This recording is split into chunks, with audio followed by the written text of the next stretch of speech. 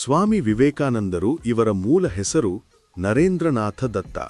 1863ರ ಜನವರಿ 12ರಂದು ಕಲ್ಕತ್ತಾದಲ್ಲಿ ಜನಿಸಿದರು.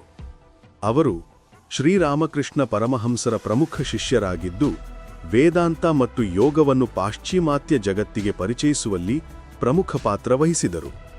1893ರಲ್ಲಿ ಚಿಕಾಗೋದಲ್ಲಿ ನಡೆದ ವಿಶ್ವಧರ್ಮಗಳ ಸಂಸತ್ತಿನಲ್ಲಿ ಅವರ ಭಾಷಣವು ಜಾಗತಿಕ ಮಟ್ಟದಲ್ಲಿ ಮನ್ನಣೆ ಪಡೆಯಿತು.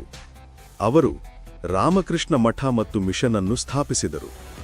ಮತ್ತು ಇವರ ಬಾಲ್ಯ ಹೇಗಿತ್ತು ತಿಳಿಯೋಣ ಬನ್ನಿ. ಬಾಲ್ಯ ಮತ್ತು ಶಿಕ್ಷಣ. ಪೂರ್ವಾಶ್ರಮದ ಹೆಸರು ನರೇಂದ್ರನಾಥ ದತ್ತ. ಜನನ 1863ರ ಜನವರಿ 12ರಂದು ಕಲ್ಕತ್ತಾದಲ್ಲಿ ವಿಶ್ವನಾಥ ದತ್ತ ಮತ್ತು ಭುವನೇಶ್ವರಿ ದೇವಿ ದಂಪತಿಗೆ ಜನಿಸಿದರು. ಪೋಷಕರು: ತಂದೆ ವಿಶ್ವನಾಥ ದತ್ತ ವಕೀಲರಾಗಿದ್ದು, ತಾಯಿ ಭುವನೇಶ್ವರಿ ದೇವಿ ಗೃಹಿಣಿಯಾಗಿದ್ದು, ಧಾರ್ಮಿಕ ಮನೋಭಾವದವರಾಗಿದ್ದರು. ಶಿಕ್ಷಣ: ಅವರು ಕಲ್ಕತ್ತಾದ ಮೆಟ್ರೋಪಾಲಿಟನ್ ಇನ್ಸ್ಟಿಟ್ಯೂಟ್ ಮತ್ತು ಪ್ರೆಸಿಡೆನ್ಸಿ ಕಾಲೇಜಿನಲ್ಲಿ ಶಿಕ್ಷಣ ಪಡೆದರು.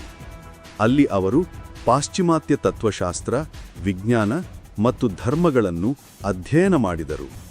ಆಸಕ್ತಿಗಳು: ಬಾಲ್ಯದಿಂದಲೂ ಆಧ್ಯಾತ್ಮಿಕತೆಗೆ ಒಲವು ಹೊಂದಿದ್ದು, ಶಾಲೆಯ ಹೊರಗಿನ ಚಟುವಟಿಕೆಗಳಾದ ಕುಸ್ತಿ ಮತ್ತು ಜಿಮ್ನಾಸ್ಟಿಕ್ಸ್ನಲ್ಲಿಯೂ ತೊಡಗಿಸಿಕೊಂಡಿದ್ದರು. ಇನ್ನು ಇದೇ ಥರ ಕಂಟೆಂಟ್ ಬೇಕೆಂದರೆ ನಮ್ಮ ಚಾನಲ್ ಅನ್ನು ಸಬ್ಸ್ಕ್ರೈಬ್ ಮಾಡಿ.